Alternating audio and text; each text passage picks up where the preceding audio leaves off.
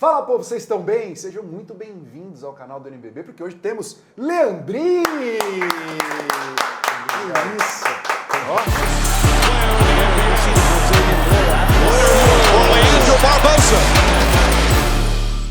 Ó, arrepiei de verdade, pode ver Eu aqui. vi também. Você tá bem? Eu tô bem, graças Como a é Deus. que você tá, cara? Tudo Me em conta, riba. tudo. Tudo em riba, tudo em cima, trabalhando bastante, correndo pra lá, correndo pra cá, mas tudo dando certo, graças a Deus. Confesso que faz muito tempo que eu não te vejo. Acho que E tem eu um negócio também. de 10, 15 Tem anos. tempo. Eu me lembro de uma entrevista que a gente deu, Bem Amigos, Bem amigos com o Galvão. e que foi uma repercussão muito grande, a minha história da bicicleta, aquilo ali viralizou.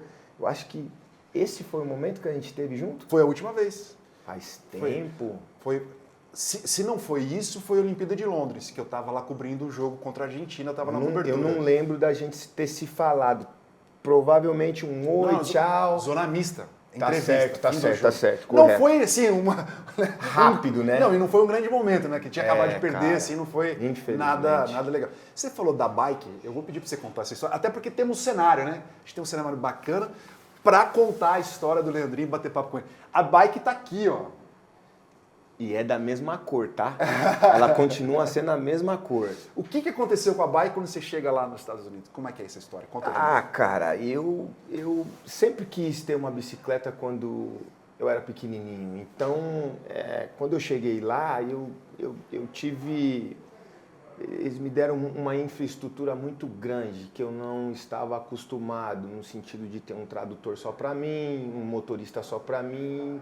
Não era meu costume em termos do dia a dia. Então eu quis manter a mesma rotina que eu tinha quando eu jogava em Bauru, em ir de bicicleta. Então eu acabei comprando uma bicicleta que acabou não sendo legal, não sendo bem visto pelos próprios jogadores, né? E acabou virando uma história que viralizou, né? Eles acharam muito legal o jeito e a maneira que eu cheguei nos Estados Unidos, cheguei na franquia, um menino que vem lá de baixo, simples, entrando de bicicleta num time de franquia bilionária, de jogadores que eram milionários, e eu ali de bicicleta não é o normal, né? Então,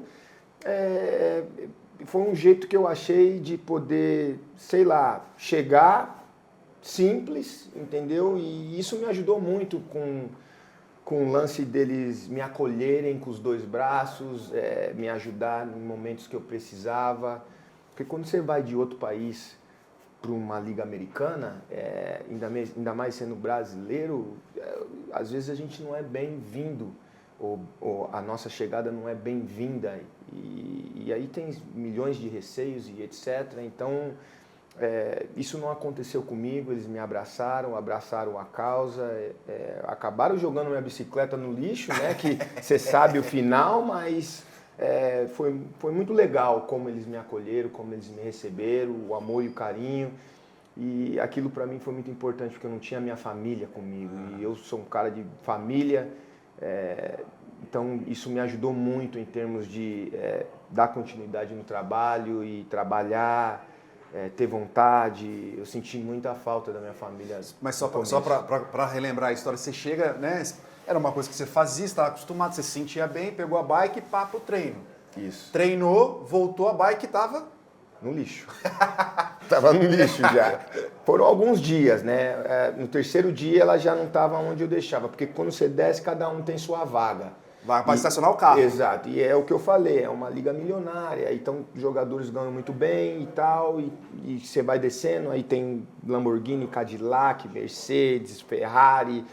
E a sua bike tava lá. Aí a Leandro Barbosa, minha vaga, eu vou lá, estaciono, boto o pezinho dela, super feliz, eu não tava nem ligando para a Lamborghini que tava aqui e a Ferrari que tava do meu lado. Então, uma era do Stefan Marbury e a outra era do Penny Hardaway. Eu tava bem de companheiro, né? Então, deixei a bike ali e fui. Aí no terceiro dia, os caras acabaram jogando no lixo, não sei se não gostaram, qual foi a situação. Como eu era sempre o último a tomar banho, porque os treinos eram muito puxados, eu não estava acostumado. eu acabava sendo o último a sair do ginásio. E aí quando eu saí, não estava lá, poxa, não é possível que eu fui roubado no primeiro mundo, nos Estados Unidos, aqui não pode acontecer isso. E era uma bicicleta que eu comprei com um pouquinho de trocado que eu tinha, que eu ainda não tinha recebido salário. Era para eu ter comprado outras coisas, acabei comprando a bicicleta, minha mãe ficou muito brava. Estou meio que resumindo a história, porque é grande. E chegar de bicicleta, a bicicleta não está lá, achando que fui roubado, aí vai para lá, vai para cá, procurando a bicicleta. Tinha um treinamento na parte da tarde, eu ligando para minha mãe para saber o que eu ia fazer e tudo tal. Moral da história, os caras jogaram a bicicleta no lixo, para eu nunca mais aparecer de bicicleta. Me deram um Cadillac bonito, preto, com som estéreo, as rodas rodavam quando o carro estava parado. Era chique o carro, era maravilhoso.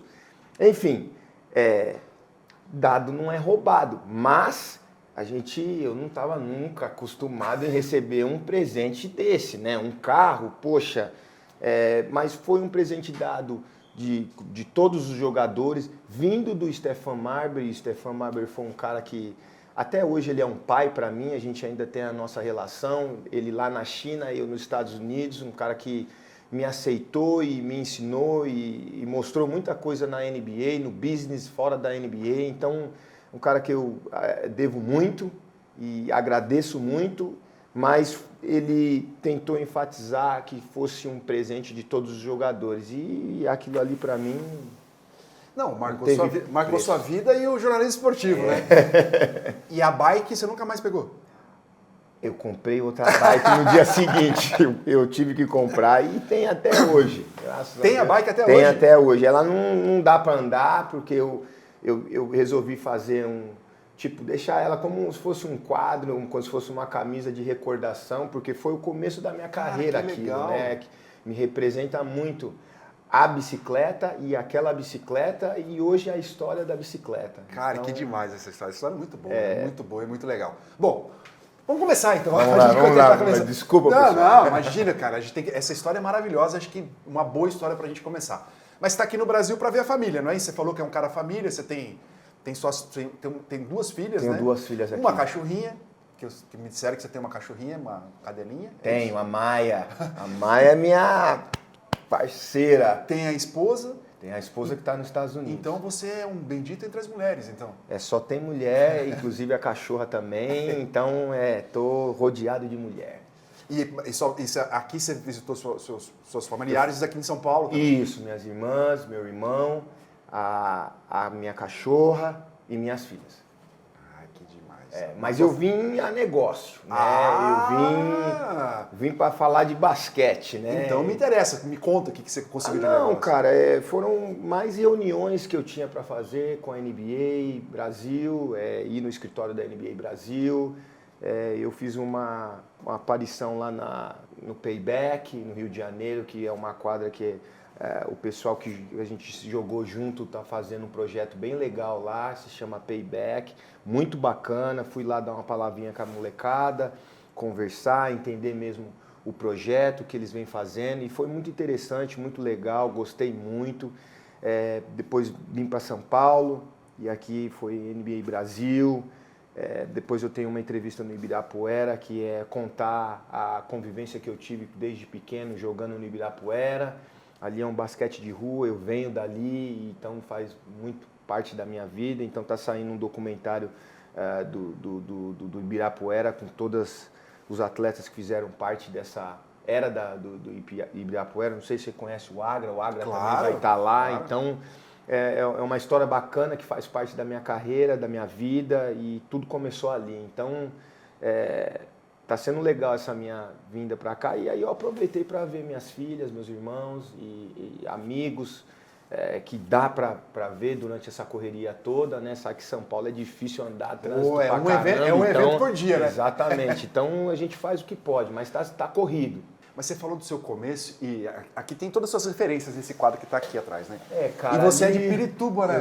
Eu sou de Pirituba, lá Jaraguá. Começou o basquete ou não? Cara, não foi... Ali eu posso falar que o basquete começou onde eu morava, né? Que era na periferia.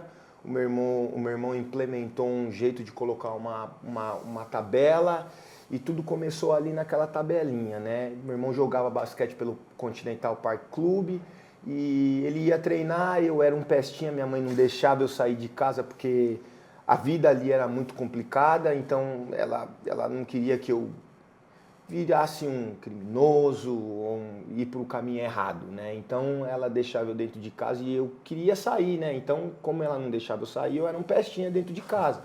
E meu irmão ia treinar todos os dias e aí ela falou, Arthur, leva ele para fora de casa, leva ele lá com você e para eu ter um pouco de descanso, né? Eu sou caçula. E aí foi ali que tudo começou a minha trajetória de querer jogar basquete. E isso com quantos anos, né? 3, 4 anos. Você tinha 3? 3, 4 anos. Com 5 anos eu fui federado.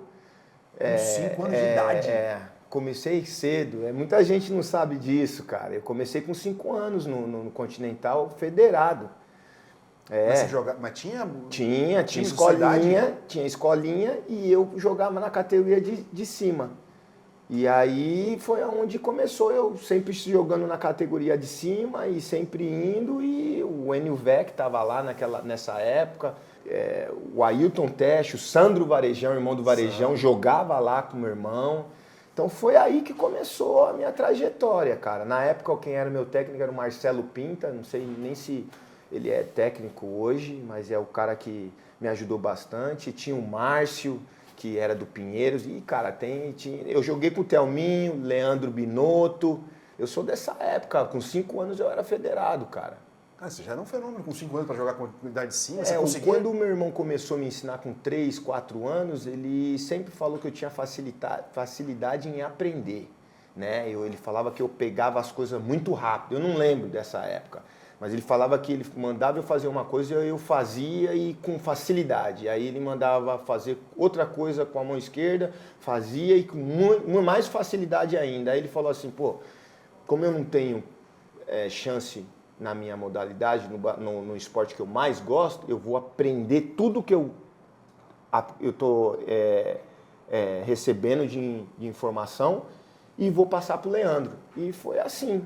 E aí tudo que ele aprendia com o Enio Vec, ele passava para mim. E eu ia pegando tudo e passa a bola por debaixo da perna, vai por trás, agora passa por baixo da perna, por trás, gira, dá um step back e arremessa.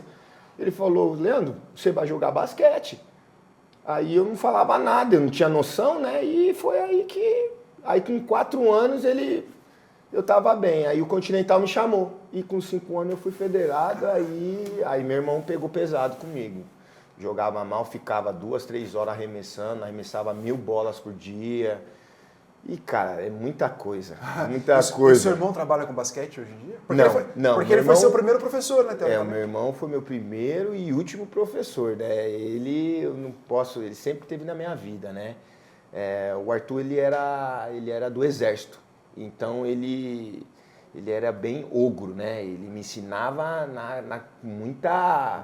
Duro. Ele foi muito duro comigo. Que na verdade foi muito bom para mim, para eu poder tomar pancada. Eu era muito magro, eu não tinha força. E eu tomava pancada, eu caía. Mas aquilo me dava mais força para eu poder, sabe, mostrar que eu sabia mais. Porque se eu entendia assim... Quando eu tomava pancada, eu entendia que eu estava incomodando o adversário. Então aquilo ali fazia com que eu fizesse mais, né? Era tipo uma gasolina para eu poder continuar meu trabalho. Se estão me batendo é porque eu estou jogando bem, exato, jogando direito. Exato. E sempre foi assim, até quando eu cheguei no Palmeiras, jogando no adulto, era sempre assim. Eu tinha um pouco de medo? Tinha. Mas o meu treinamento com pancadaria, essas coisas... era no Ibirapuera que eu acabei de falar. Então, sempre que eu treinava, depois, no final de semana, principalmente, eu ia no Ibirapuera para tomar pancada, meu irmão me levava para eu apanhar, para quando chegasse no clube, eu apanhasse, mas fosse falta, né? No Ibirapuera não tinha falta. E principalmente o cara magrinho, pedir falta, os caras vão me bater, né? Não, eu tinha o meu irmão. Aí chegava assim, não, isso aqui é o meu irmão Leandrinho, federado, joga no Palmeiras. Aí que os caras queriam dar pancada. Exatamente. Então, tipo, tinha algumas vezes que eu não era selecionado, aí eu ficava bravo, e aí meu irmão fazia de tudo para eu jogar, porque era forte, era muito forte. E ia jogadores bons lá no Ibirapuera na minha época de crescer.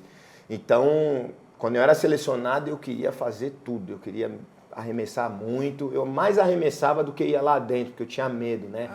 Mas tudo que eu arremessava caía, então pô, o Ibirapuera foi uma escola muito boa para mim. Que legal. Você falou aí nessa história aí, como você começou a jogar, eu não podia fazer o esporte que eu mais gostava. Como assim? O que eu mais gostava era futebol, né? Aqui o país vive do futebol, né? Futebol em primeiro lugar aqui, cara. E segundo lugar, futebol. Terceiro, futebol também. Então, eu sempre gostei do futebol, sempre quis jogar, mas em todo lugar que eu batia, eu tinha que pagar e a gente não tinha condição. Então, a gente acabou deixando o futebol de lado e eu acabei...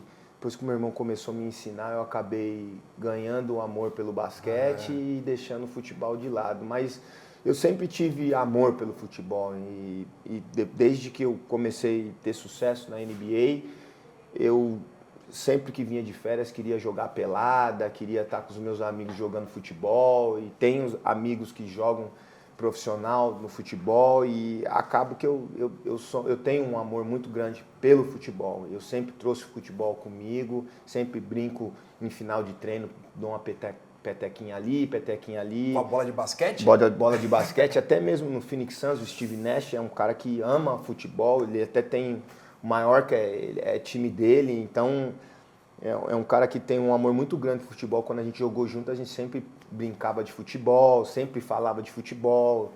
Hoje a gente... Diz que você converteu ele, né? Você trouxe ele pro bando, não é isso? Isso, Corinthians. Ele tem a camisa, vira e mexe lá nos Estados Unidos, em Phoenix, que ele mora em Phoenix, que ele tá usando, né? Então, é um cara que ama muito futebol, gosta muito do Brasil e principalmente do Corinthians, né? Bom, você já respondeu, né, que você é corintiano. Você jogava bem futebol? Você achava assim, cara, na sua autocrítica? Eu não tinha muito controle de bola, mas sempre que eu estava no campo, eu dava um toquinho assim e corria, ninguém me pegava. Então, assim, meu nome na NBA é The Blur. Então, no futebol, era difícil a galera tirar a bola de mim, porque eu tocava, saía correndo para pegar, ninguém me pegava. The Blur seria um borrão? Seria isso? Assim? Cara, passar rápido assim? Seria isso? Eu acho, aqui na tradução do Brasil, é isso daí. No americano é uma piscada de olho. Quando você pisca e já não vê mais o vulto, você vê o vulto do cara e já não vê o cara mais na sua frente. Então, gostei desse apelido. Bom, então, tipo, hoje eu sou conhecido como Brazilian Blur, né? Então, esse é o meu nome de carreira lá. Óbvio que Leandro Barbosa, mas o The Blur vem disso. Eu era um cara muito rápido, né? Que legal. E tudo porque eu corria atrás de pipa, cara, descalço. Lá em Pirituba? Você nunca encontrou escada soltando? A gente já soltou junto. Quando era moleque? Não quando era moleque, mas agora de velho. velho, a gente faz muita coisa junto. Anda de cavalo, empina pipa, joga futebol. Ixi, velho. Que celeiro que é Pirituba, né? Não, é legal. Ali tem história, cara. Mas é muito bacana. O Serginho, né, do vôlei escada, tô falando dele porque ele também é de Pirituba, assim como o Leandrinho. Ele vira e mexe, né? E quando ele tem a oportunidade de falar, ele fala que o vôlei salvou ele. O esporte salvou ele. Acho que também... Eu digo mesmo. Cai na sua história, né? Assim, porque você falou, sua mãe leva esse peixinho daqui para ele não cair no mundo errado. O esporte te salvou? Me salvou. E posso te falar mais profundo ainda? A própria galera dali da periferia sabia que eu ia dar certo. Algumas vezes eu estar ali na roda e etc. Eles, não, você vai para lá. Você não fica aqui não. Então eles mesmos me protegeram porque sabia que eu tinha um norte. Sabia que eu tinha um caminho diferente do deles. Então, baseado na pergunta que você fez e no que o Escadinha falou, realmente, eu aprendi muito com o esporte me deu um norte e me levou para um caminho totalmente diferente do que eu poderia ter ido. Que bacana. E isso acho que te faz não esquecer de tudo que você passou e das suas raízes, né? Minha essência é número 1. Nunca vou perder minha essência e vou sempre querer voltar para minha essência. E eu digo voltar para minha essência o que aconteceu comigo, eu espero tentar proporcionar para um jovem que precisa de uma oportunidade, em querer ser alguém, em vencer na vida de um jeito ou de outro, tendo um caminho legal para poder vencer, seja no basquete, seja no futebol, no vôlei, qualquer modalidade. Mas eu acho que o esporte, ele te proporciona isso, ele te dá um caminho, ele te dá um norte. Talvez não seja a modalidade esporte, mas pelo menos ele te tira do que você não quer ser. Então eu acho que o Leandro de hoje é o Leandro que quer passar uma mensagem fora da quadra, né? Buscando tudo que eu ganhei dentro de quadra. Então eu acho que é importante, eu acho que tem que ter e estou disposto a fazer isso. Você tem esse comprometimento com você mesmo? Tenho. De entregar tudo que o basquete te deu? Tenho porque para mim foi muito difícil. E saber que eu cheguei aonde eu cheguei e entender um jovem que não tem oportunidade, eu acho que o nome forte para isso é a oportunidade, né, cara? Eu acho que eu tive a oportunidade por ter o apoio do meu irmão, poder me ensinar, mostrar a bola de basquete e estar no meio que poderia me levar a ter oportunidade e chance, né?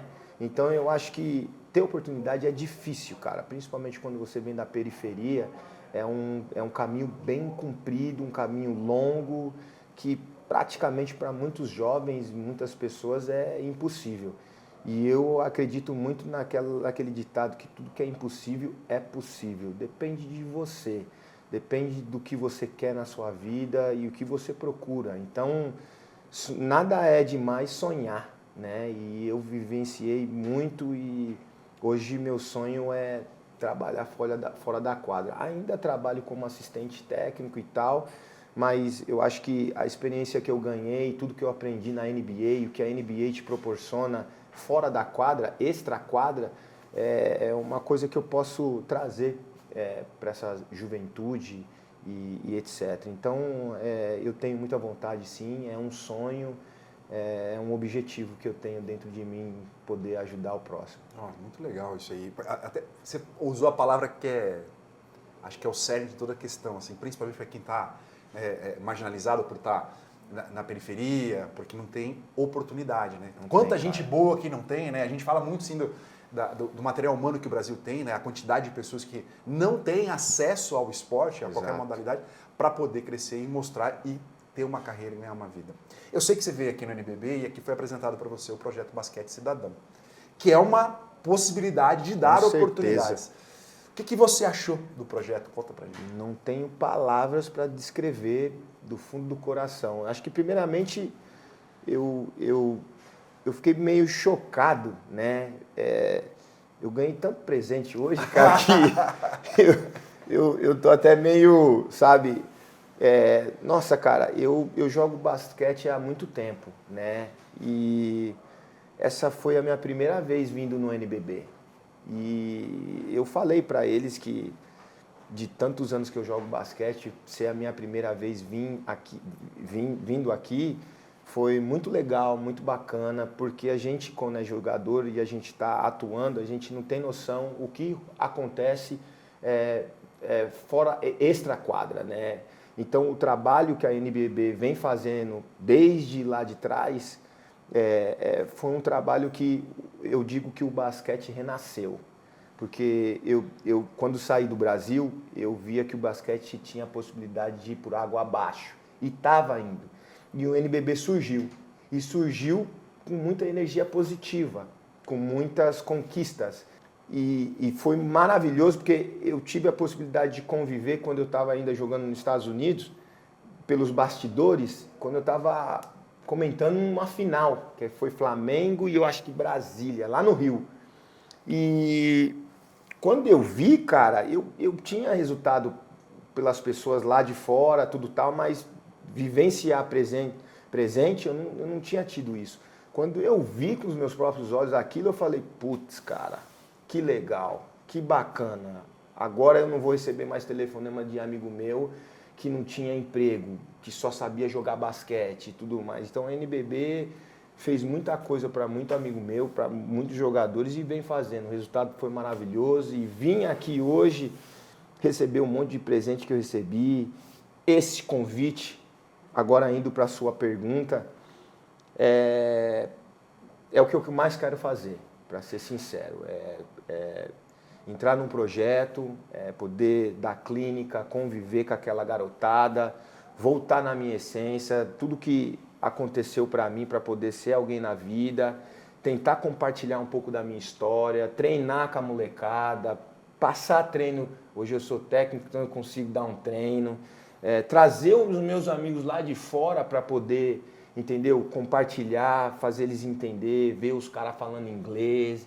Tudo isso muda um pouco a cabeça do jovem, entendeu? Faz aquilo que eles estão fazendo ser interessante. E tudo que é interessante é pegajoso, entendeu? Me dá vontade. E agora eu quero, entendeu? Então, isso se chama oportunidade, entendeu? Eu não tive essa oportunidade de ter um camp com um americano ou um ex-jogador e tudo mais. Mas essas crianças estão tendo um cuidado que o NBB está participando e fornecendo e que eu posso chegar e agregar, né? Com muitas outras ideias, porque a ideia que eles colocaram já é maravilhosa, não tem o que falar, mas eu tenho muita fonte, né? Muita fonte de amigo que todos os times que eu passei, a minha amizade com todos eles continuam. A vontade dos americanos vir para cá é grande demais. Todo mundo quer vir para o Brasil, mas eles não vêm com uma pessoa que conhece o país. Então, tem várias possibilidades de acontecer aí com esse projeto. Eu ainda não dei o... Peraí, cadê o contrato? Traz aqui, Vilela. Eu ainda não dei o positivo, entendeu? Mas, cara, eu arrepiei, não esperava, né? E não sabia. E acredito que muito jogador que joga na NBB não sabe desse projeto, mas vai saber. Eu acho que muita gente tem que saber. Eu fico feliz da NBB estar participando de um projeto legal que faz tudo, tem tudo a ver comigo, tem tudo a ver com a minha cara, com a minha vida, com a minha história e ser selecionado como a cara do projeto, poxa, cara, é muito legal, cara, muito legal mesmo. Ó, eu não sei, eu não vou nem... Eu acho que vai dar bom, eu acho. Tem um pessoal que diz, né, que a experiência é um farol que só ilumina para trás, né? Porque você, eu vivi por isso, mas aí que tá, né? Quando você vive aquela situação de novo, você já sabe como se portar. Ainda mais no esporte, né? Vou dar um exemplo de um jogo, você está sendo marcado, né? Você foi marcado assim de uma certa forma um dia e hoje você pode passar por um aluno seu, um atleta seu. Para sair disso aí você tem que fazer assim. Exato. Como você sabe? Porque eu vivi isso.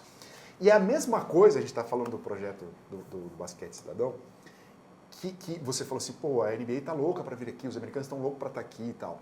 E você acha que é essa ponte, né, de experiência e contato lá, porque eles já passaram por um processo, né? Exato. Eles estão à frente, evidentemente, né? E aí que você pode entrar também, né? Não só com know-how de quadra, mas com know-how de contexto geral, assim, como é mais forte, eles fazem assim funcionou. Claro que tem questões culturais que são diferentes, né? Mas acho que muita coisa pode ser utilizada. Com certeza, é o que eu falei, a NBB tem tantas ideias, como eu também tenho tantas ideias que, tipo, se juntar todas as ideias, só tende a agregar. Mas é muito, não é pouco. Imagina uma palestra do Steve Nash para uma criança. Você entendeu, cara? Imagine o valor disso para uma criança que está tentando entender o que quer para a vida. Para tirar daquele caminho que eu passei, que eu poderia estar e hoje eu estou aqui sentado conversando com você. Meu caminho foi a bola de basquete. Poderia não ser. Meu sobrinho eu levei para lá para jogar basquete. Hoje ele tem 2 lojas lá. Então, tipo, mas eu dei um norte para ele. Sim. Oportunidade. Entendeu? Então, a oportunidade não necessariamente estará no esporte. Exato. Mas vai te abrir caminhos. Às vezes é um contato, é conexão com as pessoas. É isso aí. Né? Ele foi para lá para jogar, mas não deu certo, mas eu queria que ele estudasse. Porque nos Estados Unidos você tem que estudar para jogar basquete. Tirar nota ruim, você vai acabar não jogando. Então não deu certo no basquete, mas ele estudou e hoje está bem sucedido, entendeu? Então Ele teve um norte, ele teve uma chance, então é isso, cara. É isso que eu quero fazer. Você falou em estudar, me veio uma questão na cabeça. Quando você chegou lá, na história da bicicleta lá atrás, você já falava tudo bem de inglês? Sim e não. Eu comi, eu comi um mês McDonald's, porque era só fazer assim, né? Número 1, cara. Eu podia ter sido patrocinado por McDonald's naquela época, cara, porque eu só comia McDonald's. Meu cabelo ficou desse tamanho, cara, que eu não sabia falar como cortar o cabelo e tudo mais. Cara, era difícil, cara, mas aí é o que eu falei. Eles me abraçaram de um jeito, de uma forma que todo dia eles vinham com 10 palavras escritas num cartão. Eu tenho esses cartões até hoje. E aí tinha tanto do fundamento de basquete quanto fora extra-quadra. Todo dia, 2 ou 3 técnicos vinham com um cartãozinho escrito uma palavra. E eu ia decorando aquela palavra. E aí, ao mesmo tempo, eu entendi que eu aprendi na escola, antes de eu ir embora, aqui no Brasil, o verbo to be.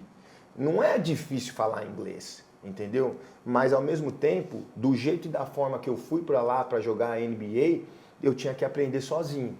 Não tinha como eu ir para a escola, não tinha como eu ter um professor para me ensinar. Eu não tinha tempo. Então eu tive que assistir bastante filme, colocar as letrinhas lá, para eu poder não só escutar, mas entender que eu tinha que escrever também. Então foi difícil? Foi, mas eu queria. Até porque a posição que eu fui para jogar lá era armador. Armador tem que falar, tem que conversar. Como é que eu vou conversar se eu não... Entendeu? Então, o começo foi muito difícil. Eu cheguei até a querer largar tudo, porque eu não tinha minha família, não sabia falar a língua, eu não tinha namorada, então não tinha o que fazer. Eu acabava o treino e ia para o quarto. Do quarto eu ia para a quadra. Então, o que eu fazia nesse momento para eu poder esquecer isso? Quando eu estava no quarto e, tipo, era um treino só, eu ia para a quadra de novo e ficava lá batendo bola sozinho. Arremessava, lá tem uma máquina que você bota a bola lá, a bola cai e volta para você. E arremessos, e arremessos, e arremessos. Demorou 2 anos para eu entender que eu estava na NBA, né? Porque aquilo para mim foi um sonho. E depois que deu esses 2 anos, aí eu comecei realmente a jogar basquete. Mas por enquanto eu estava besta lá, entendeu? Não estava entendendo que eu estava do lado de um Stephon Marbury.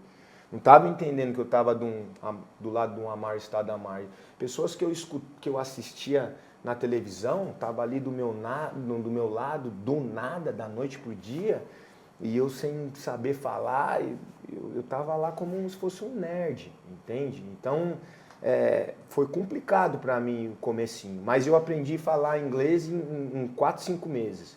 E teve que ser rápido, eu tive que ser agressivo, porque senão eu ia voltar pra cá carregar pedra, cara. E minha mãe falou, você não vai voltar pra cá. Você vai ficar aí, você vai fazer o que tiver que fazer pra eu me orgulhar de você, pra gente se orgulhar de você e você ter uma vida legal pra frente. Você não vai voltar, eu não vou deixar. E aí foi quando eu botei na minha cabeça que eu tinha que aguentar.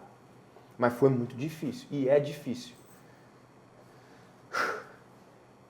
Pô, mas aí a tua mãe me quebrou agora. Cara, ela me botou na parede. Você quer carregar mas pedra? mas eu fico imaginando o tamanho do orgulho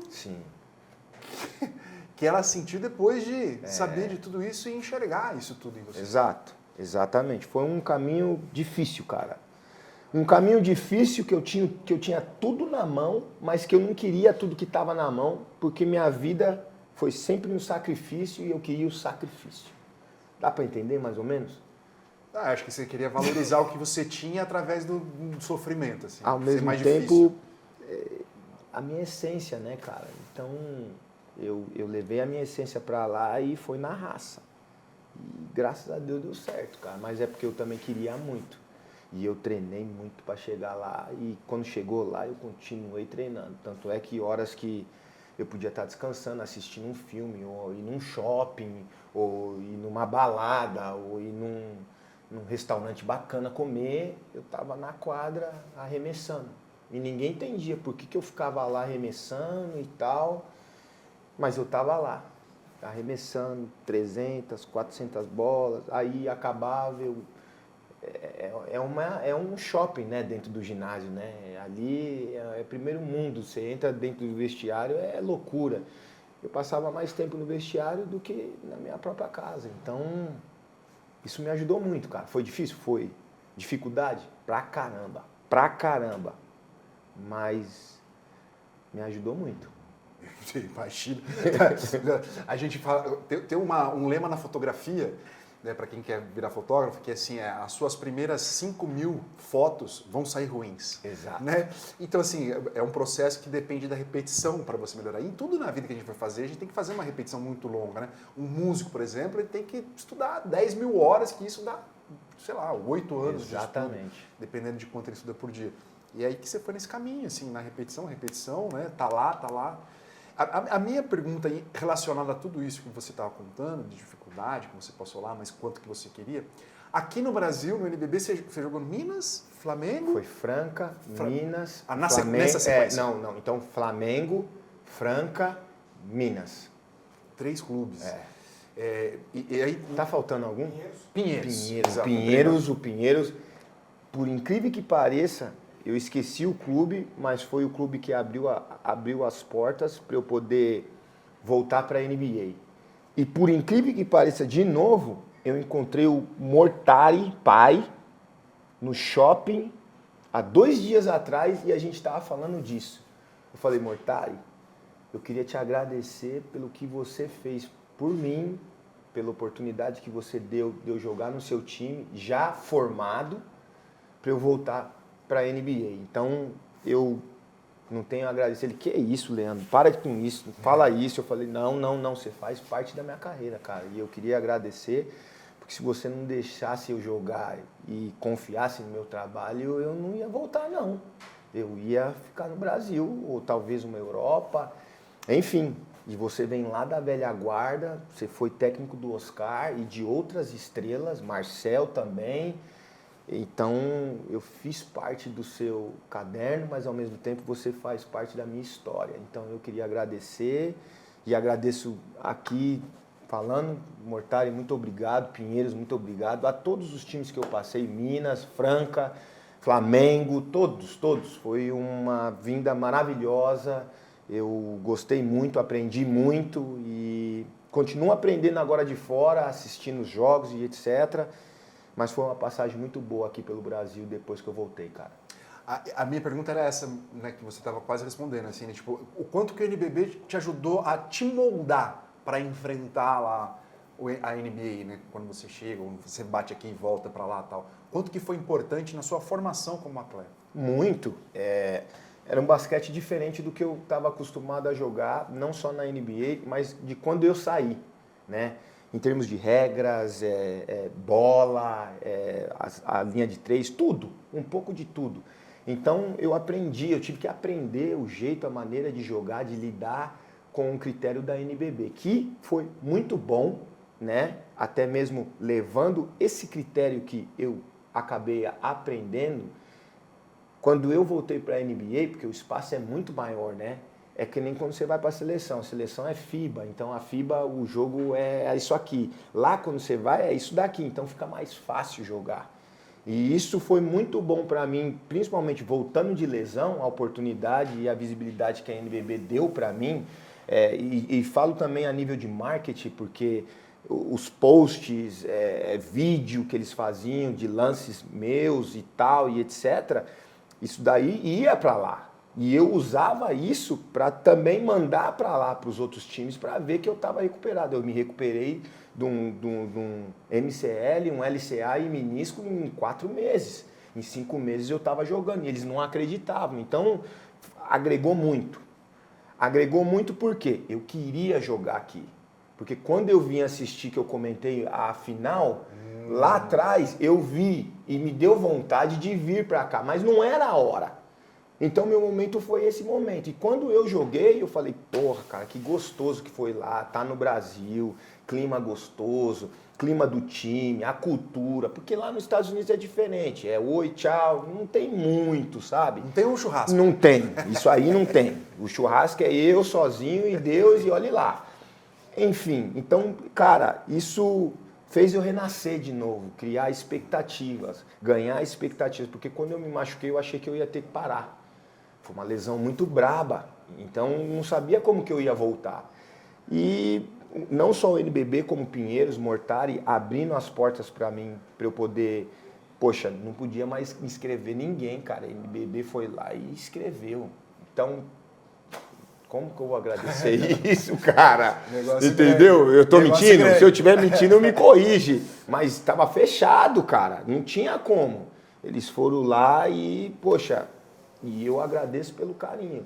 Aí você chega lá, tal, Phoenix, tá lá, melhor sexto homem. Cara, quando a gente tava aqui, né, tipo, escutando, a gente começou a assistir os jogos e ficava torcendo para você entrar e arrebentar e tal. Então, quando você ganha esse prêmio, você tem noção do que significou isso pro basquete brasileiro? Não tenho, cara.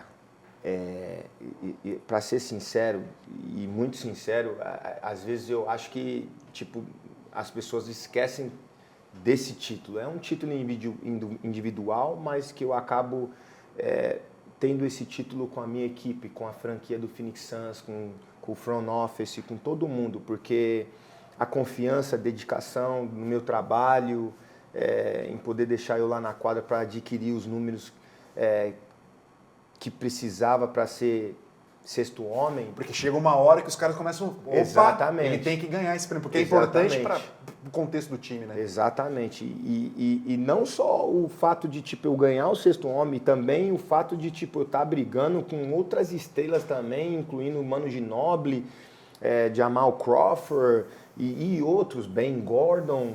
Cara, é um título difícil, mas um título que representou muito na minha vida, na minha carreira. E dedico aos meus companheiros, a todos eles, mas que é um título que eu acho que ele acaba sendo esquecido, mas que para mim não é esquecido. E pra gente também não. Então estamos falando igual. Então. É que isso acontece, que eu acho que como você foi campeão da NBA pelo Golden State, aí acho que dá uma assim, o Leandrinho, o campeão da NBA, o campeão da NBA, tipo... Entendeu? O título acabou dando uma... Não uma apagada, mas é maior que o do sexto homem, né? Exato. Mas também ser campeão da NBA. Aí... Você ganhou o anel, caramba, assim? Eu tenho 2 anéis, cara. Não trouxe nenhum pra gente ver. De jeito nenhum. Não sai de casa? Não sai do banco. Eu deixo no banco, velho. Cofre. Que isso, cara. É um sentimento inexplicável. Só sabe realmente quem realmente passa por isso. É uma coisa... Eu não tenho como explicar, mas é um sentimento de missão cumprida, né? De tudo que eu passei, de toda a luta minha, da minha família, de todos os times, de todos os técnicos gritando comigo, de todo mundo que falava mal de mim. E, toda aquela energia, aquele gás que eu puxei para poder ter a gasolina para chegar nesse momento, e momento que eu achei que poderia não acontecer, principalmente depois que eu fui trocado a primeira vez para o Toronto Raptors, eu perdi as esperanças, mas aconteceu, então vira um filme, né, de toda a sua carreira, entender como foi, tudo que aconteceu e chegar lá e estar com aquele troféu. Ontem eu fui no NBA Brasil, peguei o troféu, poxa, que saudade desse troféu, tirei uma foto de novo, então não tem preço, cara, é maravilhoso, o anel, então, que isso, cara, eu preferi deixar no cofre bonitinho, aquilo ali é um legado meu pra minha família. Uma réplica. Uma réplica, tudo bem. Não, vou lá comentar o jogo da NBA aqui, ó. Mas até a réplica é assustador, cara, é complicado, ali é complicado, mas é muito bom, cara, é muito bom. Desculpa, pode acabar. Não é isso. É muito bom, acho que não tem outra palavra. Não tem. Outra coisa que é muito legal é você poder jogar com atletas gigantescos. Com né? certeza. Você falou bastante do Nash e tal. E pra gente aqui, né, o Stephen Curry é um cara meio, né, alienígena. E assim, a gente não consegue imaginar o que ele faz no treino. Você pode contar pra gente que assim, no treino é pior que no jogo? Assim, pior que assim, ele faz muito coisas além do que a gente imagina? Olha, o que o Curry faz na quadra toda a partida é mérito do trabalho dele. vocês que são bastidores e não têm a convivência do dia a dia com ele, realmente usa essa palavra, ele é um alienígena. Ele tem o dom, mas ele trabalha para fazer o que ele faz na quadra. Então não acontece por acaso, não acontece, porque tudo que ele faz, ele treina. Todo dia, depois de treino, ele está ali com 3, 4 treinadores. E quando eu estava lá, eu era o principal porque eu marcava ele. Então, tipo, ele não faz arremesso. Vou chutar 10? Não é isso aqui, stationary. Não é aquele arremesso que você fica parado, aí você pega a bola, arremessa numa boa. Não, o negócio dele é dinâmico. É situações de jogo. São 500 bolas que ele dá depois do treino, mas são 500 dinâmico. E eu tenho que correr atrás dele. Então, o mais legal de tudo isso é o respeito que ele tem por mim, né? E eu tenho por ele, porque quando eu cheguei lá, ele não era nada. Ele não era nada. E, de repente, ele virou quem ele é hoje. Mas mérito do trabalho dele, porque ele trabalha arremesso do meio da quadra, no meio, entre o meio da quadra e a linha dos 3. E todas as situações de arremesso que você vê ele fazendo no jogo, ele faz um treino.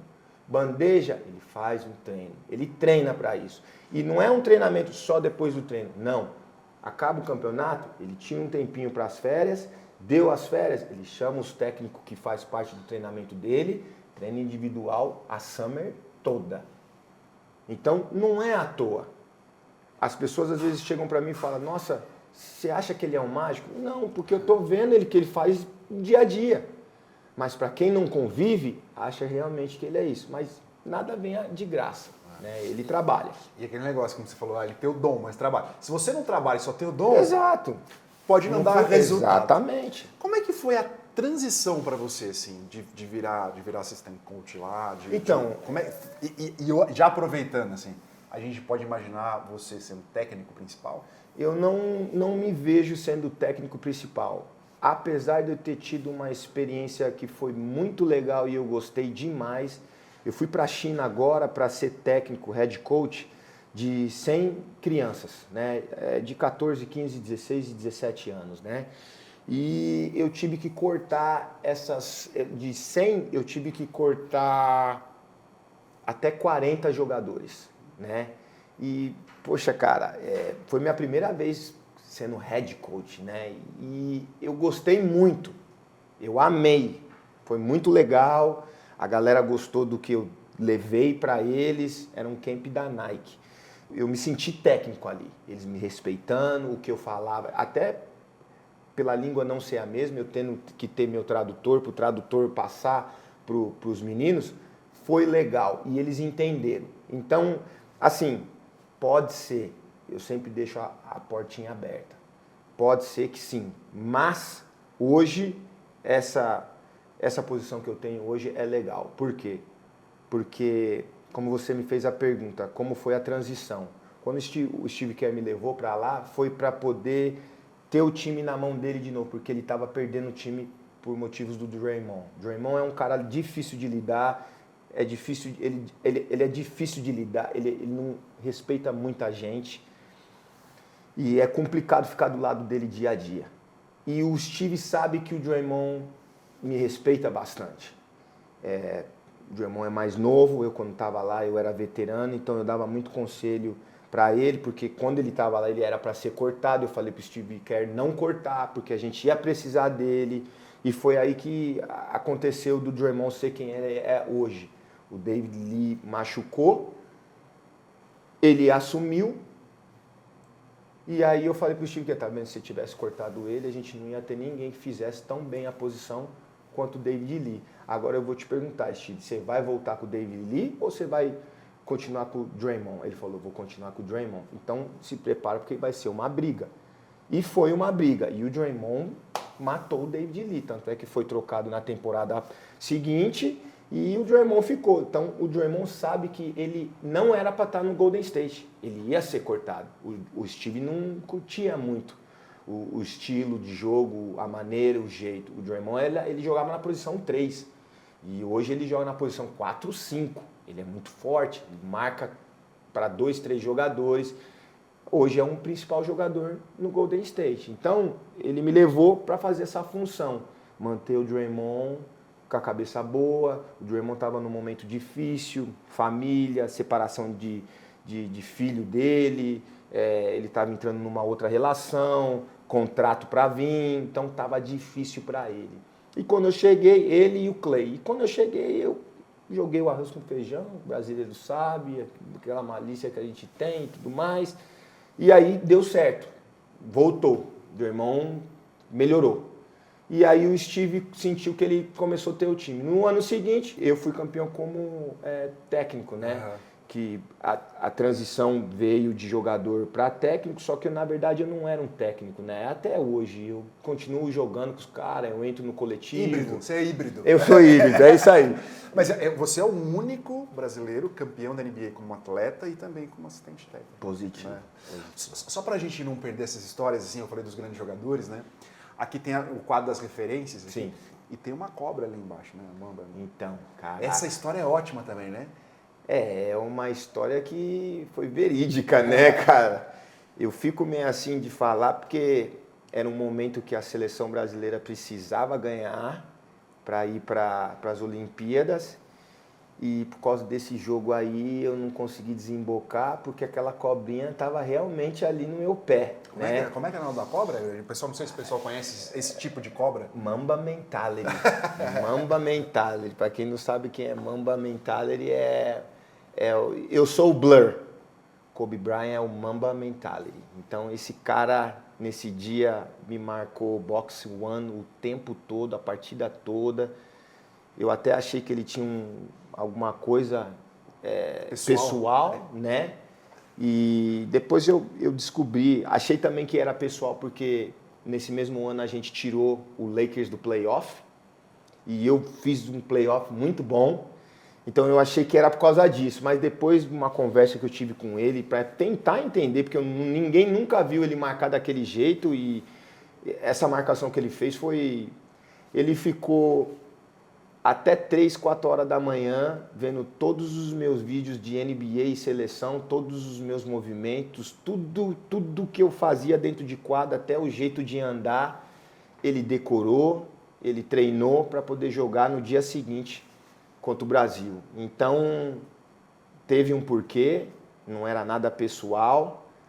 E aí, aquela cobrinha ali significa uma bola que eu estava segurando, ele bateu, aí ficamos no tapinha, a bola veio escorrendo e ele veio atrás de mim, ele queria me comer vivo ali, tá? Eu vou ser sincero. Ele tentou pegar a bola, aí ele veio, deu de peixinho que nem se faz no vôlei, para tentar resgatar aquela bola, não conseguiu, a bola saiu. Então isso aí viralizou. É um vídeo também que tá viralizando lá nos Estados Unidos, muita gente vindo me perguntar por que ele me marcou daquele jeito, qual era o motivo, o que aconteceu. Então, assim, eu fiquei muito triste da partida que eu fiz, mas ao mesmo tempo muito honrado de ter tido uma oportunidade de um cara do tamanho que é o Kobe Bryant, fazer esse tipo de marcação e volto a repetir, eu não vi e muitos americanos não viu o Kobe Bryant marcar daquela forma, daquele jeito como ele marcou. Baita respeito, né? Nossa senhora, cara, sem palavras. Agora vamos para os cortes. Sabe aquelas perguntas que você fala, é corte agora é corte. Vamos começar fácil para você. Melhor jogador com quem você dividiu a quadra? Só pode um. Vou falar no começo da minha carreira, tá? Começo da minha carreira. Steve Nash. Eu pensei que ele ia falar um cara meio desconhecido, que ninguém ia conhecer. Steve Nash. Steve Nash pra você foi o cara, melhor que você dividiu o quadro. Cara, ele é meu irmão, a gente se identifica muito, é um cara que me ensinou muitas coisas dentro e fora da quadra, é um cara que me ensinou o estilo de jogo que eu gosto de jogar, implementou no Phoenix Suns e depois que ele implementou no Phoenix Suns, esse jeito de jogar viralizou, é o jeito que joga hoje. Quando eu fui pro Golden State, o Steve Kerr me trouxe para poder implementar o mesmo estilo de jogo, só que com defesa, porque naquela época a gente não marcava, era só ataque. Então o Steve, ele ele foi um exemplo para mim, um grande exemplo. Top. O melhor quinteto do NBB, de todos os tempos. Você vai escalar. Você vai ser sexto homem, tá? Não vou deixar Eu sou você... sexto homem? Você é sexto homem. Alex, Brabo. Machado. Marcelinho. Nenê? Não pode, Nenê? Não pode? Ah, não, tá certo. NBB, né? Marquinhos. Quantos foram? 3. 3? Eu vou colocar o Jorginho como armador. Falta um só, então. Falta um, né? Americano não pode, né? Pode. Chamel. Legal, então. Chamel, Brabo, Marquinhos. Marcelinho e Jorginho. Isso. Acho O que Brabo faz o número 5, a posição do pivô. ele faz tudo. E já era. O Marquinhos pode fazer também. Marquinhos faz. Já era. O filme da sua vida, o seu filme preferido? Gladiador. O primeiro, né? Primeiro. Série, sua série preferida? Your Honor. Oi, eu não conheço essa. Your Honor. Pode assistir. Top, já fica a dica. Brabo. Your Honor. Agora, fala pra mim, qual que é o seu maior orgulho? Chegar onde eu cheguei. Diante de todos os trancos e barreiras, eu acho que foi chegar onde eu cheguei. Não é fácil. Manter 15 anos na NBA, 22 de seleção, sexto homem, 2 anéis. Nada disso teria acontecido se eu não tivesse minha família, minhas filhas, minha esposa. Cara, é isso aí. Tem muito mais para falar, mas tá então, bom. Não tava nem no roteiro isso aqui, mas eu vou pegar uma bola aqui, ó, bola bacana e tal, estilizada, segura. O que é o basquete na sua vida? Vida. Basquete fez eu respirar, aprender o jeito de respirar. Basquete me deu o caminho, o norte. Basquete me ensinou a aprender muitas coisas. Ser responsável, ter compromisso, ser profissional e etc. Basquete representa a vida, é o meu oxigênio, é a minha respiração. É bonito isso. Leandrinho, aqui no NBB a gente repete muito isso nas transmissões que a gente faz aqui, que quem não respeita a sua história não tem futuro. E acho que é um processo que está ganhando cada vez mais força aqui dentro do NBB, de respeitar a história do basquete brasileiro. Seja com atletas, com equipes, com dirigentes, com técnicos e tal. E isso, tudo que está acontecendo com você hoje, assim, é um respeito muito grande. Porque acho que às vezes, como você viveu isso, e umas coisas estão muito próximas, assim, você acaba não tendo dimensão do tamanho que você é para o basquete brasileiro. Para a garotada que está começando, que vai lá buscar na internet hoje quem foi, como jogou, quem foi o mais, quem ganhou mais vezes, e vai estar lá seu nome muitas vezes. Né? O que você representa e o que você pode representar ainda para o futuro, porque você está ativo ainda fazendo muita coisa. Então, em nome de todo o NBB, de todos os clubes, atletas, dirigentes, de todo o pessoal que trabalha nos bastidores aqui no escritório, enfim, que faz o basquete viver e ser tão intenso na vida das pessoas, porque eu digo sempre que o apaixonado pelo basquete, ele é o mais louco de todos os apaixonados pelos esportes. O cara sabe tudo, assiste quanto campeonato, NBA, NBB, na Europa, tudo. Os caras sabem tudo. Os caras vivem isso. E você faz parte da vida de todos nós aqui, por tudo que você fez dentro da quadra e que continua fazendo fora. Obrigado, tá? Cara, Leandrinho, senhor obrigado. Valeu, meu. Obrigado mesmo, viu? Eu que agradeço. Eu falei ali na sala, diante da reunião, eu realmente não tenho noção. Às vezes acho que não represento muita coisa aqui. Às vezes eu acho que tipo, foi uma passagem da minha trajetória, da minha carreira, da minha vida, mas não tenho realmente a dimensão. E sei lá, se é isso mesmo, então, poxa, obrigado. Obrigado do fundo do meu coração. Obrigado, a gente que agradece. Valeu, cara. Tamo junto aí. Obrigado, hein, para você que acompanhou essa conversa, esse bate-papo, compartilha, Conta para mais pessoas que Leandrinho esteve aqui no NBB. Abraço para vocês, até a próxima. Tchau.